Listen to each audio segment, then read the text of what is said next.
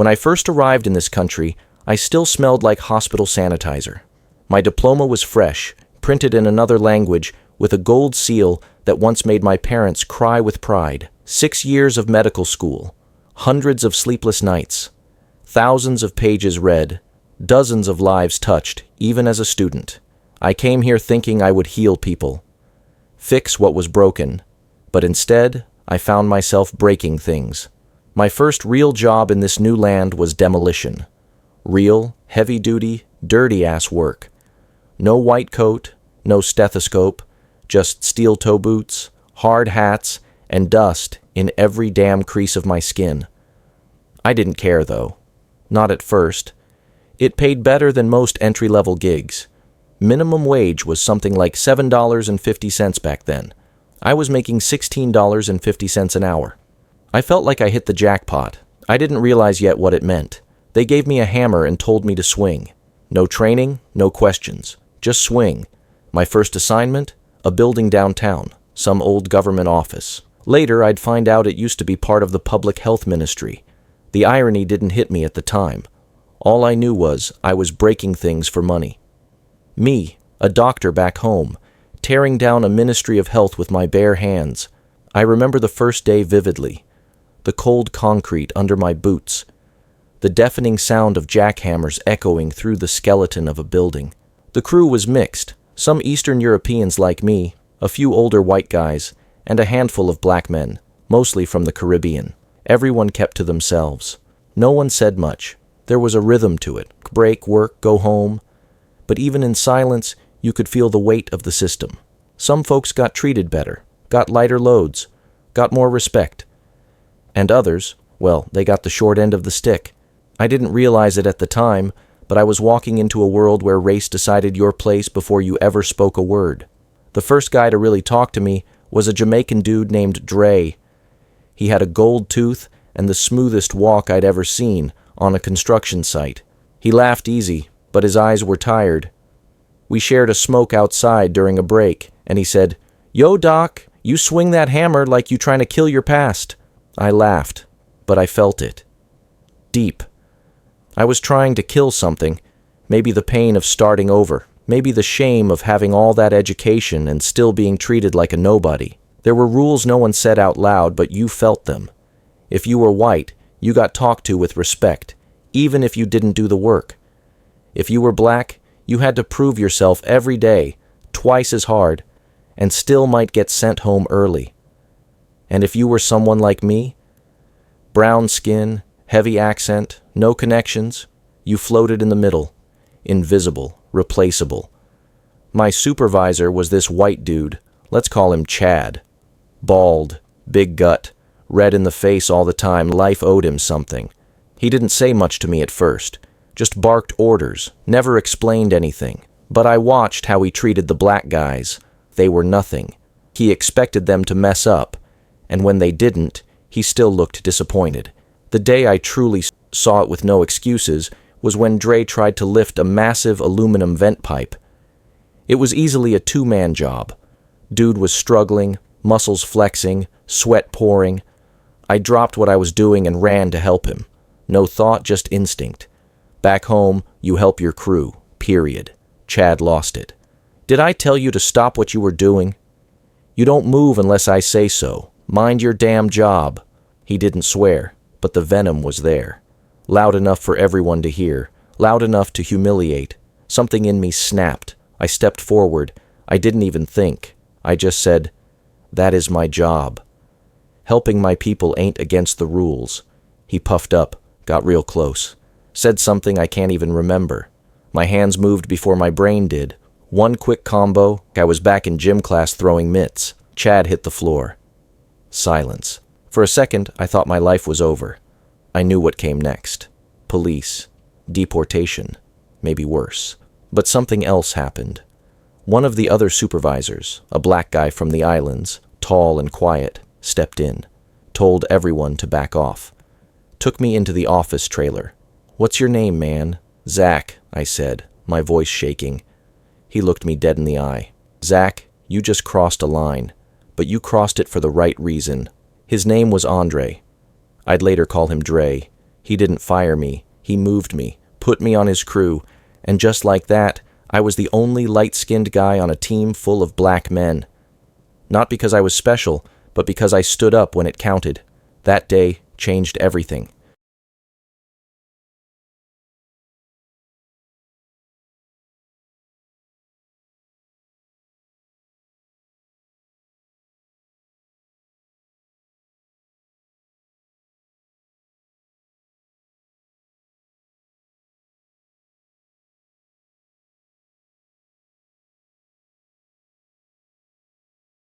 Working under Andre was a whole different vibe. The man didn't yell, didn't threaten. He just looked at you, and somehow you felt compelled to do your best. Like disappointing him was worse than any punishment Chad could dish out. I was the outsider now. Not white, not black, somewhere in between. The dudes on Andre's team had every right to give me the cold shoulder, but they didn't. Rico, Deshaun, Marcus, all of them gave me space, but not judgment. They watched how I worked, how I moved, if I helped or stayed quiet. One day on lunch, Marcus tossed me half his sandwich. "You eat like you still in med school, man. You gon' fade away." I chuckled, took the sandwich. That was the first real moment I felt part of something. Being the only light-skinned guy on the crew wasn't as isolating as I thought it would be. In fact, it felt like a strange kind of camaraderie formed between me and the black men on Malik's team. I didn't feel like I had to prove myself in the same way as when I was with Brent. I just had to do my job, help out when needed, and, most importantly, respect them. I'll admit, at first, I was a little nervous. I was trying to navigate my place in a world I'd never been a part of. Sure, I grew up around diverse people back home. But this was different. This was like a different culture, a different reality altogether. But Malik wasn't about to let me dwell on my insecurities. "You good, Zach?" Malik asked one morning, as we were getting ready to tear into another section of the building. I looked up from my tools, a little surprised he was checking on me. Most bosses wouldn't bother. "Yeah, I'm good. Just tired," I said, wiping the sweat off my brow. The work was exhausting, but I was getting used to it. "You've been busting your ass," Malik nodded. "That's what matters, but you still got time to learn, so listen up." I straightened up, ready to listen. I wasn't sure what I was expecting, but Malik always had this way of making you feel like you were part of something bigger. "We all know what's going on around here," he continued. "The way Brent used to talk to you and Dre, the way he treated us. Like we weren't even human. That shit's been happening long before you showed up. But that's how things work around here. It's how they've always worked." His words hit me harder than I thought they would. I knew about racism, of course. I'd heard the stories. But hearing it from someone who lived through it was a different thing entirely. "Why stay?"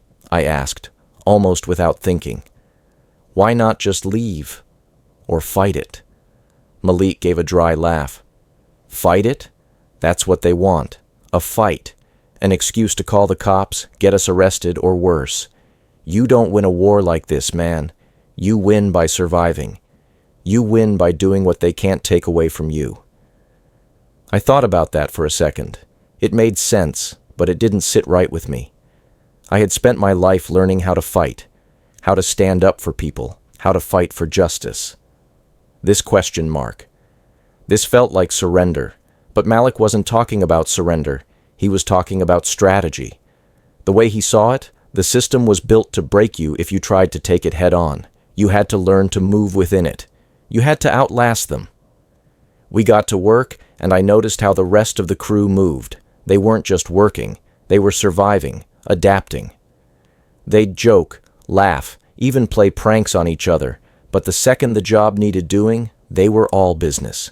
No one ever had to ask for help. If you struggled, someone would step in without question. That's when I realized something important. Solidarity wasn't just about being in the same team. It was about recognizing each other's humanity and treating it with respect, regardless of where you came from. And yet, there were moments when I felt the tension. the way some of the other workers would look at me. It wasn't hate, not exactly. It was something else, maybe a test, a challenge. Could I hang with them? Could I earn my place? One day, I was working with Deshawn, one of the most laid-back guys on the crew. He was a big dude, tall, broad-shouldered, and built like a tank. But his face had this calmness, like nothing could rattle him. We were breaking down a wall when Deshawn spoke up. "You know, man, when I first saw you, I thought you was one of them. One of the ones who act like they better than us." I looked at him, taken aback. "What do you mean? You're from somewhere else, right? I figured you'd be one of those people who come here, act like you're too good for the grind. But you ain't. You've been real with us from the jump. I respect that." His words hit me harder than I expected. In my mind, I was just doing my job, trying to fit in. But to Deshawn, that was more than enough. "I'm just trying to survive," I said, with a little laugh. "Yeah, man, that's what we all doing," he nodded. "But there's a difference between surviving and living. You gotta live too." I thought about that as the day went on. In the grind of it all, I was just surviving. But Deshawn's words made me wonder, was I really living? Was I truly experiencing what I was going through, or was I just going through the motions? That night, I stayed late to finish a job. The rest of the crew had gone home, but I wasn't ready to leave. I found myself staring at the wreckage of the building we were demolishing. It felt symbolic in a way. Like, this whole country was a wrecked structure and I was just trying to rebuild myself one piece at a time. I didn't see it coming, but after that conversation with Deshawn, I started paying more attention to the ways people treated me differently.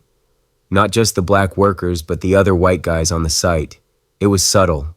Little comments, little glances. But it was there. It wasn't as overt as Brent's treatment, but it was still a part of the system. The unspoken rules that kept everyone in their place. Take Mike, for example. Mike was a white guy, about my age, maybe a little younger. He'd been on the crew longer than me, and he had this way of acting like he was above it all.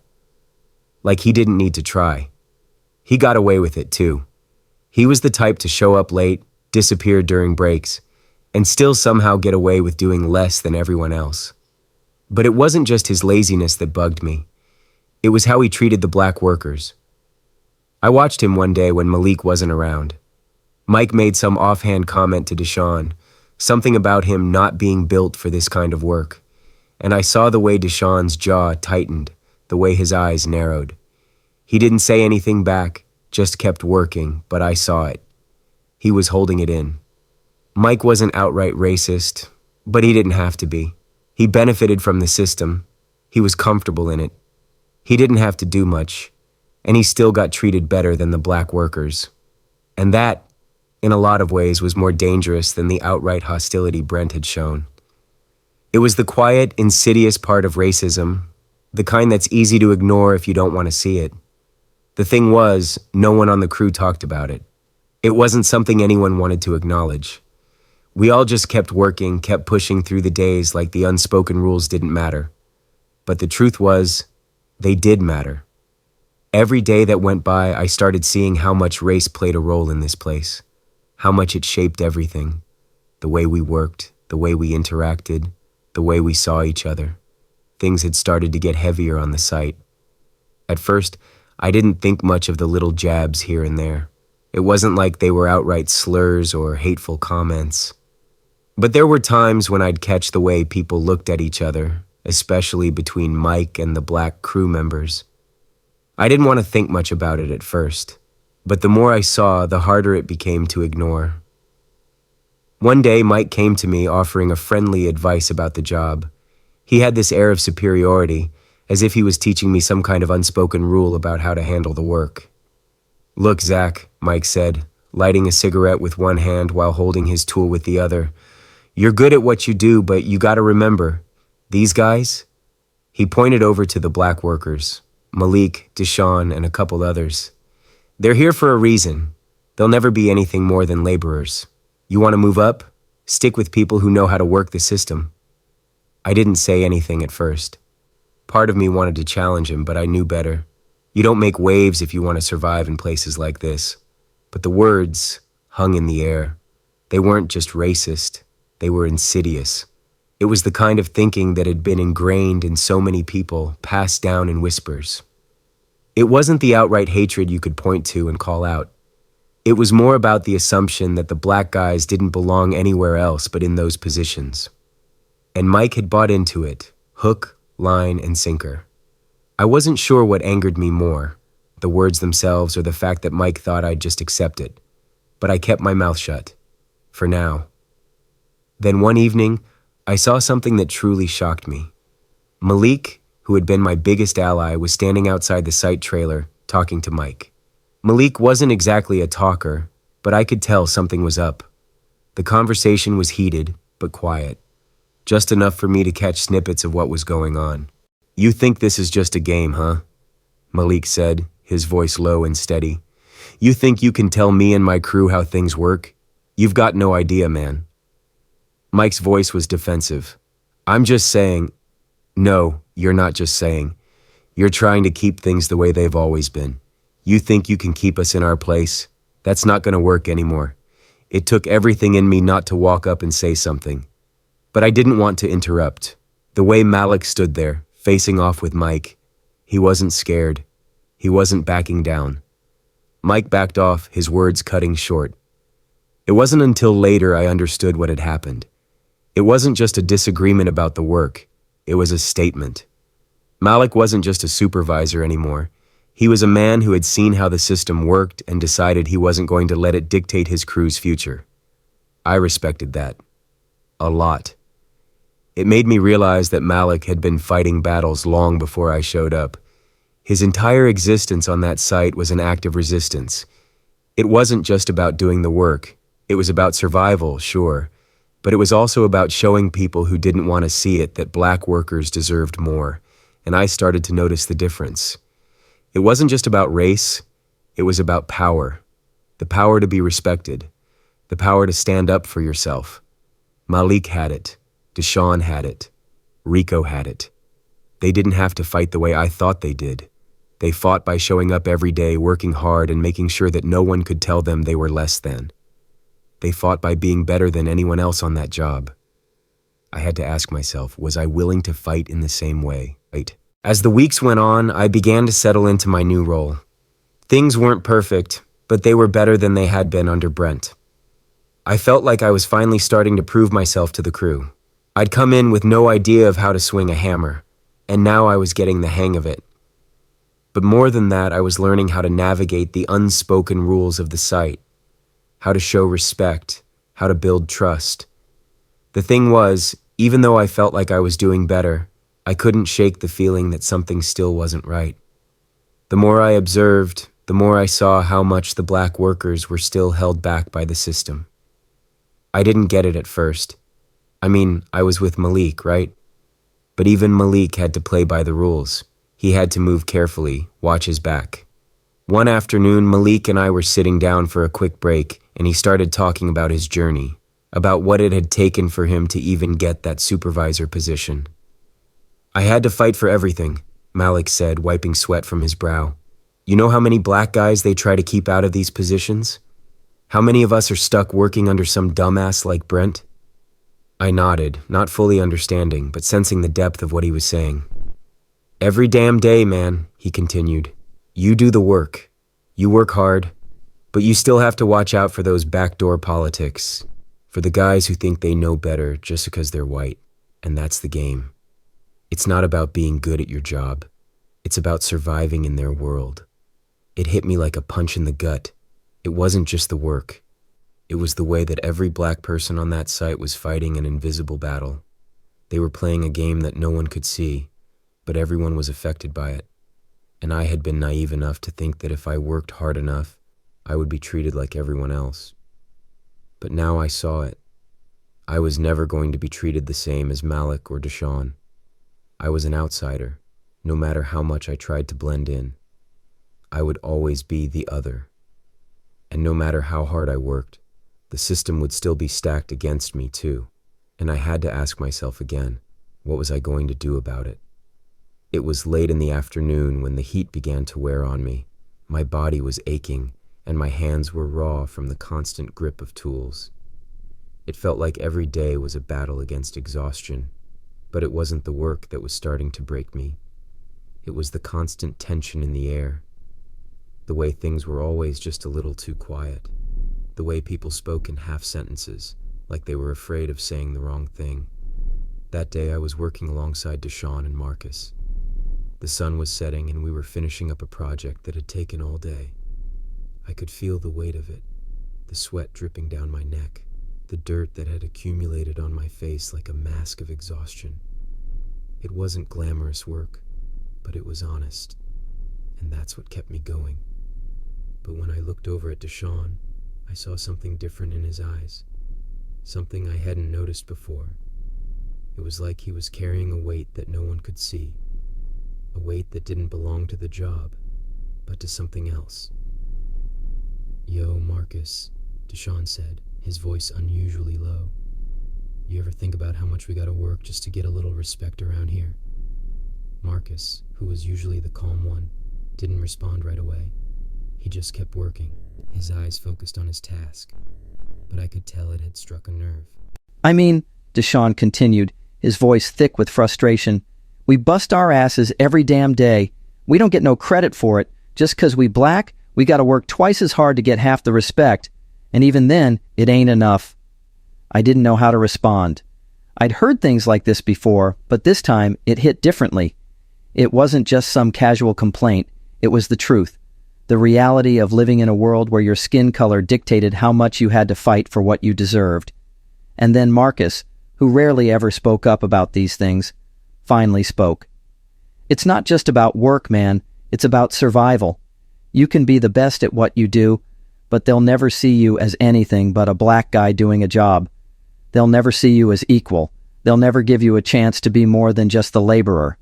I looked between the two of them, the weight of their words settling on my chest. I realized something then. No matter how much I worked, no matter how much I tried to fit in, I would always be an outsider. But for Deshawn and Marcus, this wasn't just about fitting in. This was about living with the constant knowledge that no matter how hard they worked, they'd always be seen as less. It wasn't just an issue of respect. It was an issue of dignity. "Man, I don't even care about the credit," Deshawn continued. "I just want the chance to do more, to be more. But that's a damn struggle, because people like Mike, people like Brent, they don't want to see us rise. They just want to keep us in the same damn spot." I didn't say anything. What could I say? I was just a guy trying to survive. But I realized then that it wasn't enough to just survive. I had to stand up for what was right, and that meant calling out the bullshit when I saw it. That night, I went home and thought about everything that had been said. The words bounced around in my head, getting louder and louder with every passing minute. Deshawn and Marcus weren't just talking about their struggles, they were giving me a warning that no matter how much I tried to assimilate, I couldn't escape the system that was designed to hold people like them back. But what could I do? I wasn't black. I didn't face the same challenges. At least, that's what I kept telling myself. But the truth was, I wasn't a part of the solution if I wasn't willing to take action. I wasn't a part of the change if I was going to stay silent and watch people suffer in the name of keeping things peaceful. I had to make a choice, stay quiet or be a part of the solution. The next few weeks were a blur of exhaustion and tension. But something inside me had shifted. I was no longer content to sit in the background, to let things unfold without speaking up. I saw the cracks in the system now, and I couldn't ignore them anymore. It started with small things. When Mike tried to talk down to Deshawn or Marcus, I found myself stepping in. It wasn't always direct. Sometimes it was just a look. Sometimes it was standing a little taller, making sure my presence was felt. I wasn't trying to be a hero, I was trying to be an ally. But I knew I had to do more. I had to use the small bit of power I had to make a difference. One afternoon, as the crew was wrapping up, I overheard Mike talking to one of the foremen about the upcoming projects. It was clear he was making decisions without consulting Malik, without considering the black workers' input.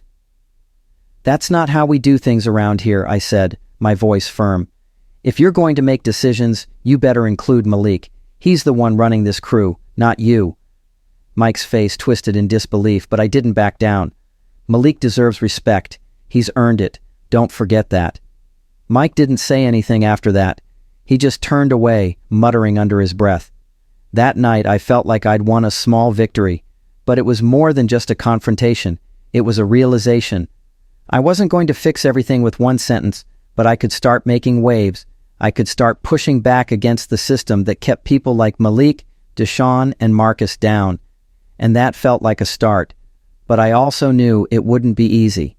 It wasn't enough to just speak up every now and then. The fight for equality, the fight against racism, it was a long game, one that required more than just words. It required action. And I wasn't sure what that action would look like, but I knew I had to keep moving forward. Standing up felt like a small victory. But victory didn't always feel like victory when you were in a world designed to push you down. I didn't realize it then, but I had started a chain reaction, and I wasn't sure where it would take me. The problem with taking a stand in a world like this is that there's always someone waiting for you to mess up. Always someone eager to remind you that you don't belong. A couple of days after my little confrontation with Mike, I noticed something had shifted on the job site. It wasn't anything obvious, no direct threats or confrontations, but the air felt heavier. The way people looked at me was different.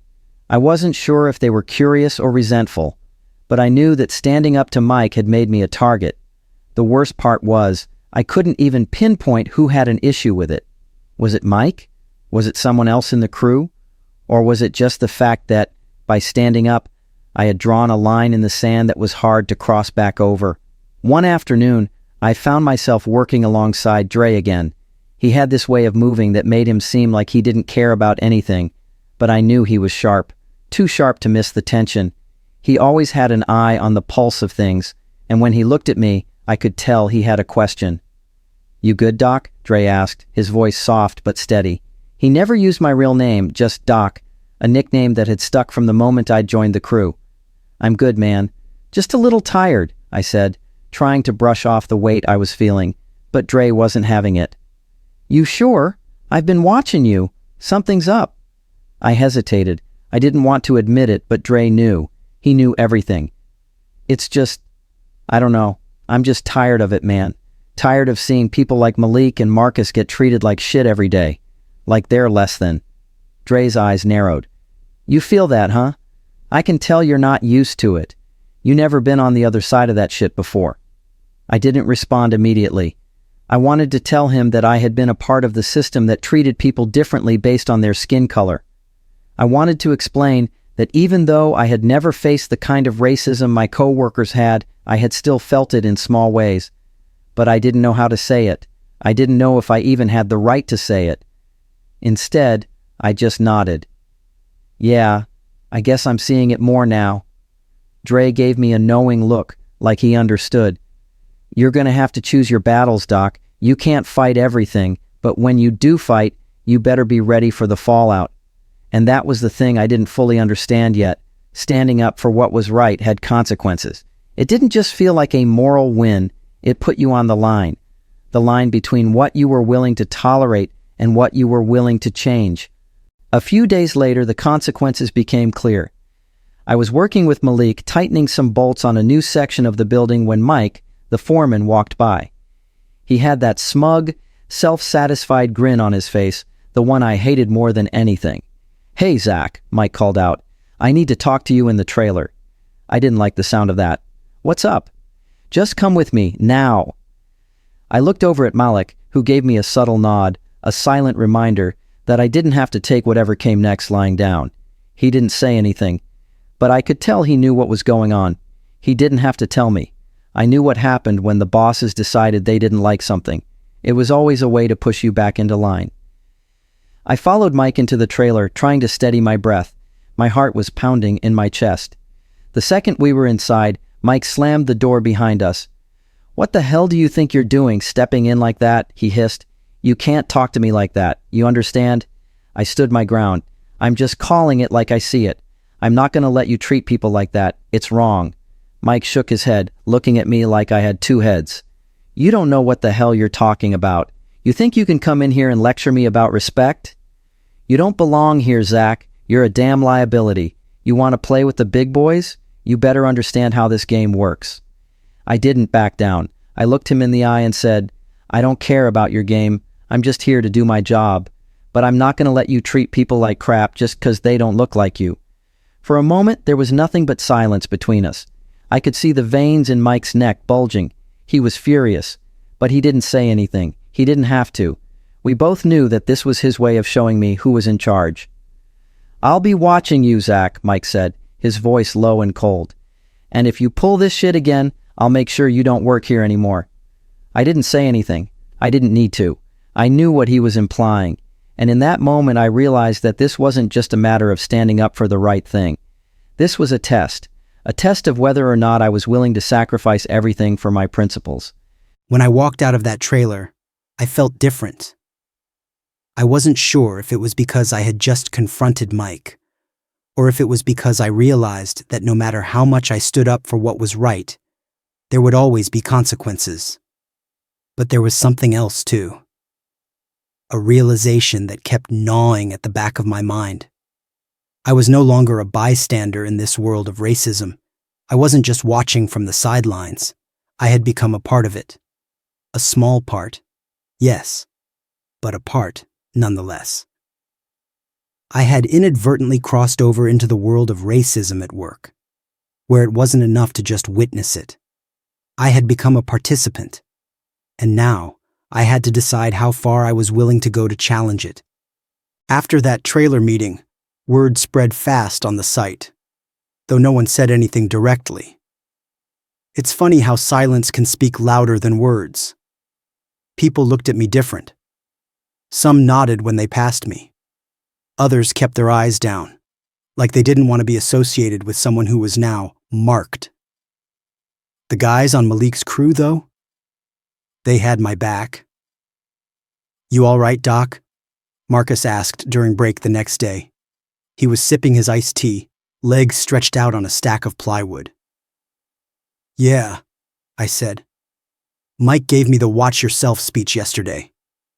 Marcus didn't even flinch. He just chuckled, low and slow. That man been handing out that same speech since I was 20. You ain't special. Rico leaned in, grinning. But you are different, though. Ain't too many who speak up when it counts. That meant something. Coming from them, it meant everything. They'd seen too many folks come and go. Some who wanted to help, most who just kept their heads down. But here I was, standing in the middle, learning the hard way that once you choose a side, you don't get to unchoose it. A few days later, Malik called me into his truck during lunch. Close the door, Zach, he said. I climbed in and shut it, the AC a welcome break from the heat. I heard about the talk with Mike, he said. You kept it together? Barely, I admitted. He looked over, face unreadable. You did good. But listen, Mike's the kind of man who plays the long game. He ain't gonna fire you outright. That'd make noise. Nah, he'll try to wear you down, question your hours, forget to approve your timesheet. Slow sabotage. You gotta be sharp now. Keep your receipts. I nodded, soaking in every word. I've been where you are, Malik continued. Back when I was young and full of fire. Thought I could change the game overnight. But change? It don't come all at once. It's inches, not miles. You gotta survive first to even get in the game. He wasn't telling me to stop. He was telling me to move smarter. That afternoon, I started keeping a notebook. Not just for myself, but for what I saw others going through. Timesheet issues, comments made, tasks given and taken away, dates, names, details. I wasn't going to let this job chew me up like it had done to so many before me. But the real test came a week later. We were doing a night shift, gutting the top floors of an old hotel being converted into luxury condos. The crew was tired, wired on gas station coffee and those 99-cent energy drinks. Somewhere around 3 a.m., Rico slipped while maneuvering a support beam. It didn't fall, but it twisted, slammed into his shoulder. Loud crack. He screamed out, collapsed. We rushed to him. His shoulder looked dislocated, maybe worse. Malik told me to hold his arm steady while he radioed for help. Mike showed up, groggy-eyed but pissed. "What the hell happened?" he barked. "It slipped," I said. "It was a two-man lift. Rico was solo." Mike narrowed his eyes. "You're saying this is my fault?" "I'm saying he shouldn't have been lifting it alone." "You want to write the safety report now too, Doc?" I didn't answer, but Malik stepped in. "It's already been logged. I'll be filing it with site management myself." Mike just grunted and walked off, but not before giving me that look, the one that said, "You just made another enemy, boy." The next morning, Rico was at the hospital. I texted him. He replied with a single thumbs-up emoji. The crew was tense. Accidents always shook things up, but this one felt personal. Dre came up to me later, his face unusually serious. "Word is, they looking to pin this on someone," he said. "Don't let 'em make it you." "Pin it on me? Why?" "'Cause you the loud one now. You the guy who makes 'em uncomfortable. Rico was your crew. You the soft target." I didn't sleep much that night. Every scene played in my head again and again. Had I done enough? Had I missed something? But that next morning, when I saw Rico's spot on the bench empty, I knew. I couldn't go back to being silent. That week, I got pulled into a formal HR meeting. 3 people in a cold office with beige walls, 1 white guy with a laptop, a woman taking notes, and Mike, pretending he was just there to share context. They asked me about the incident, my statement, my opinion. I told the truth. Rico was overworked. It was a 2-man lift. He didn't get the help he needed. That's on management. Period. They didn't say much after that. Just thank you and we'll be in touch. But the air told me everything. I was now that guy, the one who told on the company. A rat in their eyes. A whistleblower. A problem. That night, Malik found me in the break area, staring at my coffee. "You good?" he asked. "No," I said honestly. He nodded. "Means you're paying attention. I just feel like it's all stacked against us, man." "It is," he said plainly. "But you still show up." He looked at me, firm and steady. "Zach, this ain't just a job anymore. Not for you. You stepped into something bigger. They won't tell you, but you earned people's respect. Not 'cause you got loud, but 'cause you stayed." I didn't know what to say. "You don't need to fix everything, bro. Just don't stop noticing. That's how it starts." And maybe that's what loyalty looked like. Not perfection, not heroism, but staying, bearing witness, drawing a line and saying, "Not past here." That's what the guys were doing, what Malik had done for years. That's what I was learning to do. One day at a time. They say everyone has a breaking point. Some people hit it and snap. Others absorb it like a sponge, soaking in the pain until it hardens into silence. And some, just a few, turn it into fuel. They burn with it, using it to carve out space in a world that never wanted them to matter. For me, the breaking point came not with fists or shouting, but with stillness. It was late fall when Rico came back. His arm was in a sling, face thin, eyes tired. The whole crew stopped when he walked in. Malik gave him a nod, and the rest of us followed. He didn't talk much that first day. Just sat, watched, smoked a cigarette during break like he was tasting air for the first time. I sat next to him. "You all right, man?" "Alive," he said. "Thanks to you." I didn't know what to say to that. Rico glanced over at me. They tried to pin the accident on me. Said I was moving too fast, not following protocol. But you wrote it down, huh? That notebook? I nodded. They backed off when they saw it, he said. Guess your words got more weight than you think. And right there, I felt something shift. It wasn't just about surviving anymore. It was about owning my place, making it count. But that's when the quiet retaliation kicked in. Suddenly, my hours were being adjusted. I got reassigned to sites far from my neighborhood. Sometimes I'd show up to work and find out I'd been replaced for the day. Miscommunication, they'd say. It was death by 1,000 cuts. One morning, I got called into HR again. This time, no mic. Just a printed email chain and some half-smiling woman I'd never seen before. We've received feedback about your attitude on site, she said.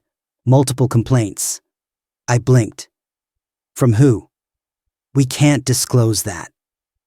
Was it about the safety reports? About Rico? We're just here to discuss performance, she said, like reading from a script. Performance. Right. I left that meeting knowing they wanted me out. Not because I wasn't working, but because I was watching. Because I refused to shut up. I called Malik that night.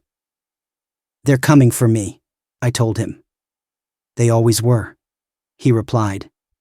But now you know how to stand. And that's when I made my decision. I wasn't going to wait for them to fire me. I filed a formal grievance. I backed it with dates, notes, names. I called Rico, Dre, even Marcus. They agreed to sign witness statements. The paper trail was clean, professional, airtight. Then I started looking for a new job. Not in construction, not in medicine either. Something in between. Health inspection, safety compliance, a place where my medical background and work site experience could finally merge. It took time, interviews, rejections, but I kept going. Then one day I got an offer. Full-time, decent pay, better hours, respect. When I gave my notice, Mike didn't even look up, just waved me off like a gnat. Malik shook my hand. You're ready, he said. Rico slapped my back. Don't be a stranger, Doc. Dre hugged me, quick, one-armed, real. You one of us now. Don't forget that. And I didn't. I never did. Years have passed since I swung that hammer for the last time. I still have the boots, steel-toed, covered in old paint and grit. I keep them in my closet as a reminder of where I started, of what I survived. These days I walk into offices wearing clean shirts. People shake my hand. They call me sir. They don't know about the dust in my lungs, the bruises on my back, or the lines I crossed to stand up for what was right. But I know. I remember Dre's gold tooth and smooth walk, Marcus's sandwiches, Rico's silent strength, Malik's eyes, tired, wise, unbending. I remember what it felt like to be invisible, and what it meant to be seen, and I remember that racism ain't always loud. Sometimes it's quiet, slippery, paper-thin, but it cuts deep. I didn't come here to become a construction worker. I came here to be a healer. And somehow that's what I became.